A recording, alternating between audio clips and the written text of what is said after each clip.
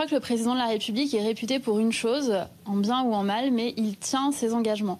La PMA, c'était un engagement de campagne. L'ensemble des députés ont fait campagne aussi sur cet engagement. Donc, comme tous les engagements de campagne, il sera tenu. Mais il y avait aussi un engagement de méthode. Et la méthode, c'est nous allons faire en sorte qu'il y ait un consensus aussi large que possible. Pourquoi ? Pas simplement pour l'amour du consensus, pour préserver aussi ces familles d'éventuelles violences. Parce que lorsque les débats se tendent, lorsque le débat s'hystérise et devient violent, eh bien les premières victimes, ce sont les couples de même sexe, ce sont les enfants qui sont nés déjà de PMA, qui peuvent être stigmatisés, insultés dans le débat public.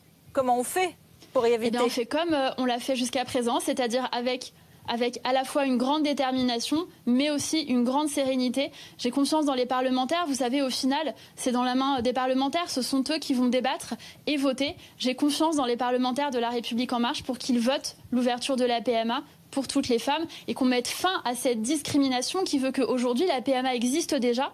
Je le rappelle parce que parfois dans des débats on a l'impression qu'on crée la PMA. Non, la PMA elle existe, mais elle est ouverte aux femmes qui sont mariées avec des hommes et pas aux femmes qui sont mariées avec des femmes. C'est une discrimination, il faut y mettre fin. Dernière question en un mot s'il vous plaît. La discrimination, certains se disent que vous par exemple qui êtes secrétaire d'État à l'égalité femmes-hommes, eh bien certains pourront dire il faut la GPA, la gestation pour autrui, parce que des couples d'hommes demanderont l'égalité, considéreront qu'ils sont discriminés. En un mot.